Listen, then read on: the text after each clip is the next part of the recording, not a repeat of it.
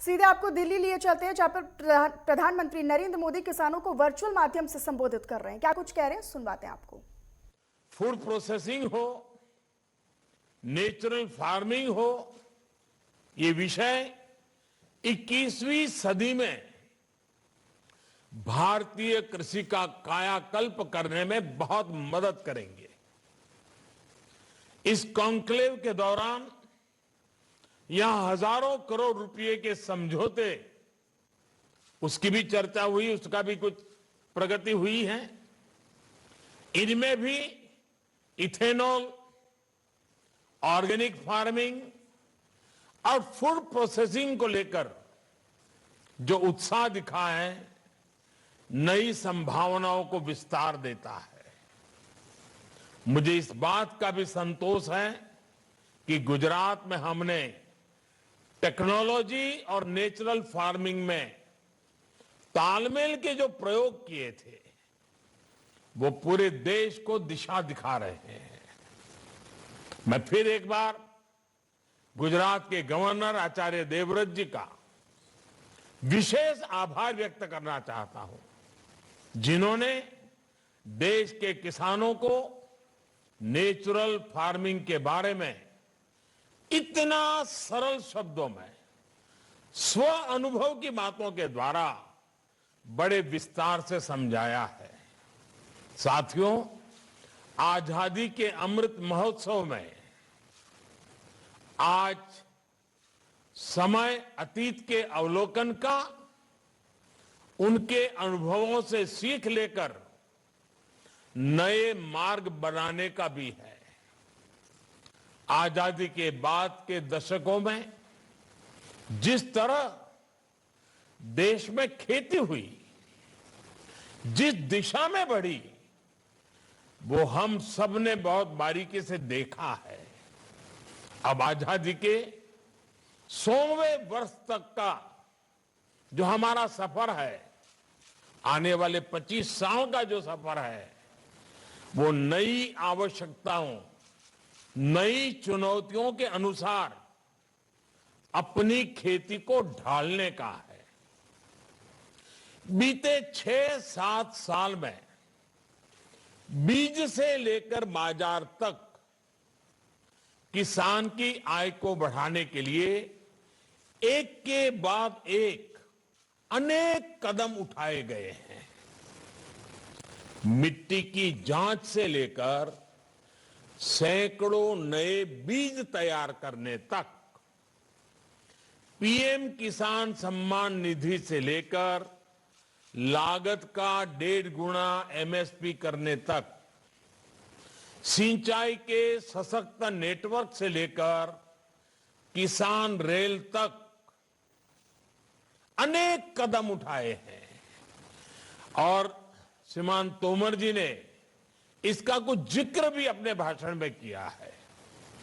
खेती के साथ साथ पशुपालन, मधुमक्खी पालन, मत्स्य पालन और सौर ऊर्जा, बायोफ्यूल जैसे आय के अनेक वैकल्पिक साधनों से किसानों को निरंतर जोड़ा जा रहा है। गांवों में भंडारण, कोल्ड चेन और फूड प्रोसेसिंग को बल देने के लिए लाखों करोड़ रुपए का प्रावधान किया है।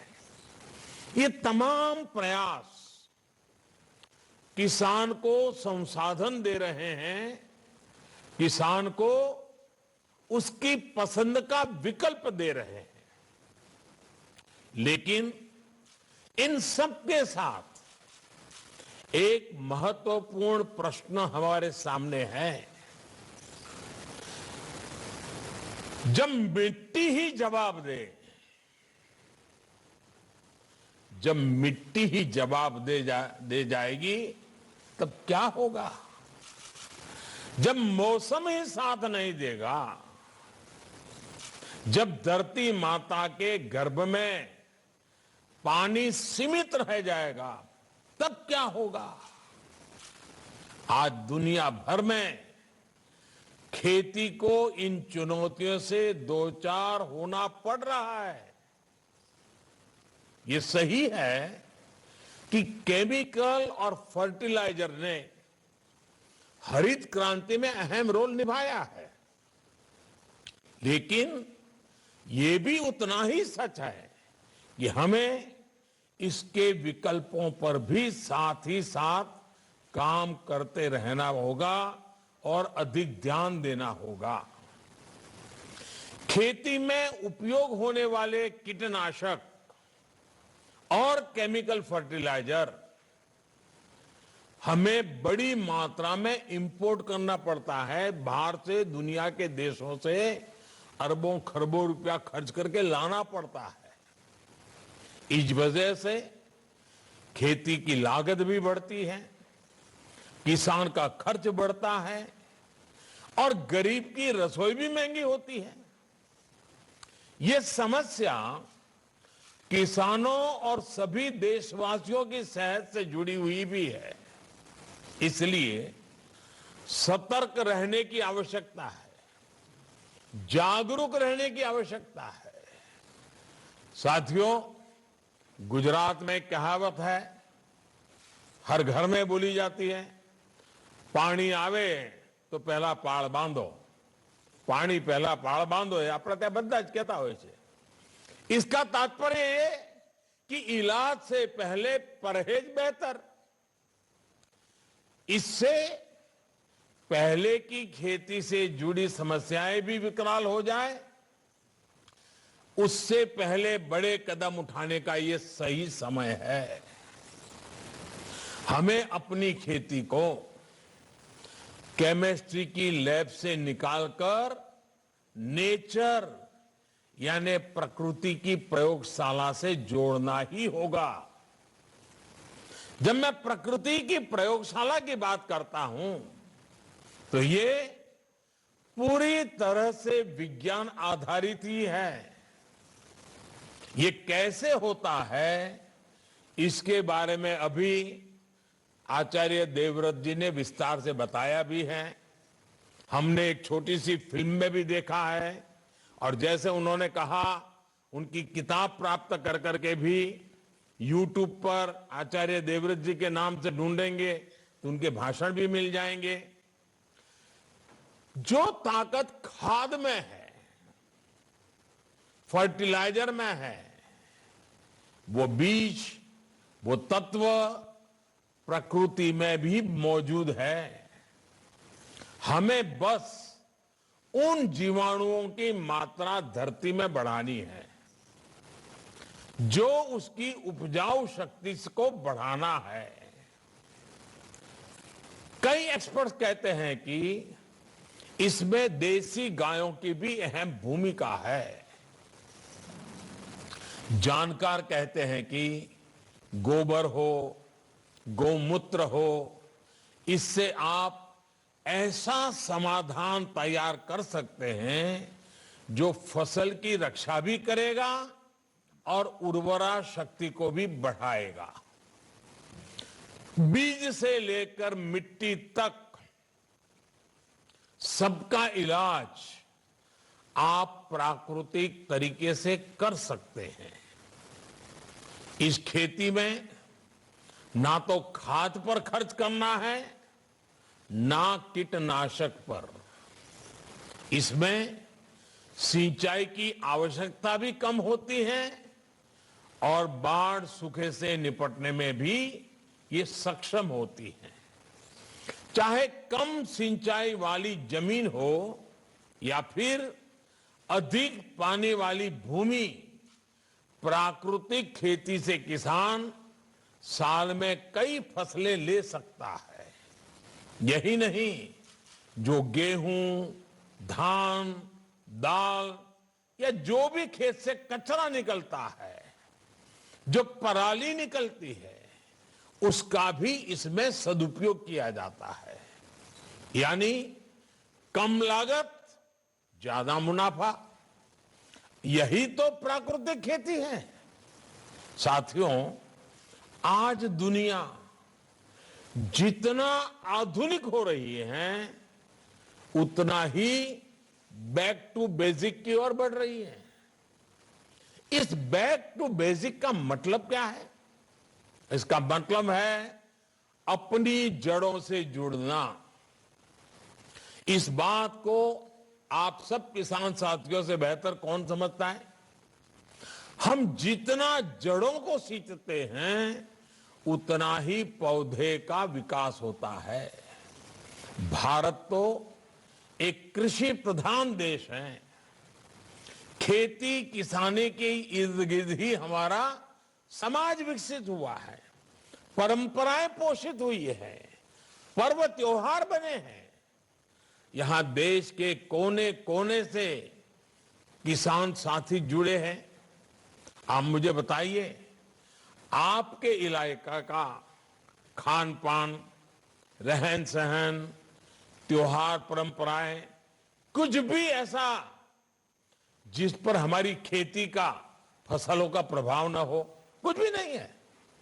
जब हमारी सभ्यता किसानी के साथ इतना फली फूली है तो कृषि को लेकर हमारा ज्ञान विज्ञान को कितना समृद्ध रहा होगा, कितना वैज्ञानिक रहा होगा। इसलिए भाइयों बहनों, आज जब दुनिया ऑर्गेनिक की बात करती है, नेचुरल की बात करती है, आज जब बैक टू बेसिक की बात होती है तो उसकी जड़ें भारत से जुड़ती दिखाई पड़ती हैं। साथियों, यहां पर कृषि से जुड़े कई विद्वान लोग उपस्थित हैं जिन्होंने इस विषय पर व्यापक शोध किया है।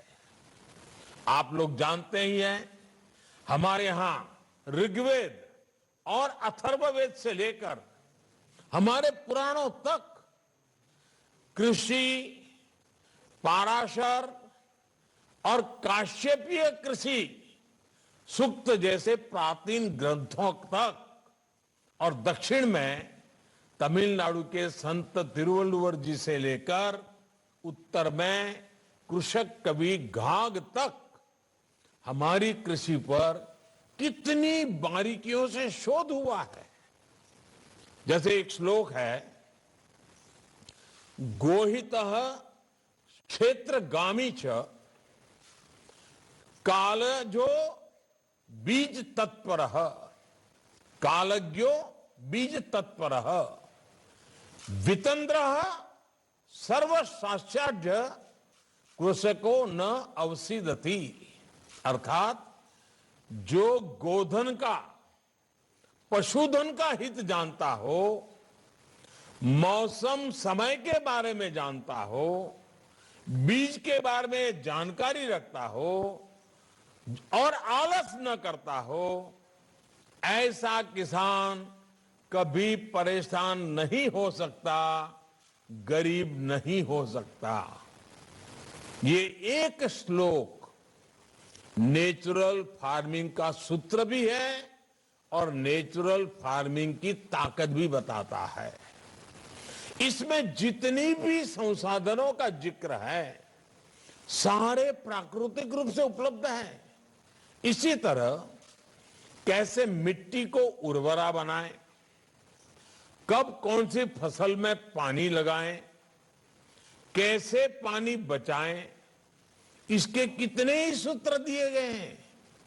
एक और बड़ा प्रचलित श्लोक है, नैऋत्यार्थ ही धान्यानाम जलम भाद्रे विमोचयते मूलम मात्र तो संस्थाप्य कार्य जट मोक्षणम। यानी फसल को बीमारी से बचाकर पुष्ट करने के लिए भादों के महीने में पानी को निकाल देना चाहिए। केवल जड़ों के लिए ही पानी खेत में रहना चाहिए।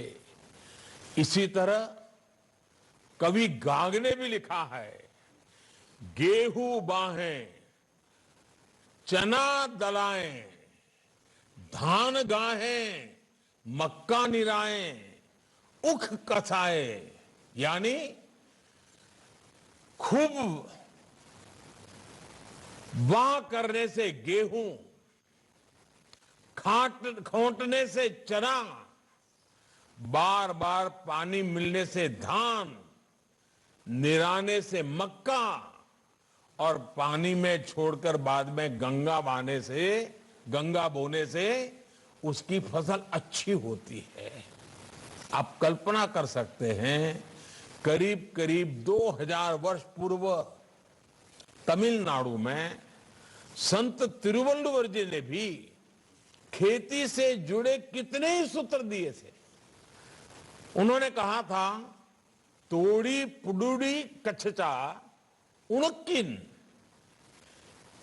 पीड़ी थेरुवम बेंडादू सालप पड़ुम, अर्थात if the land is dried so as to reduce 1 ounce of earth to quarter, it will grow plentifully even without a handful of manure.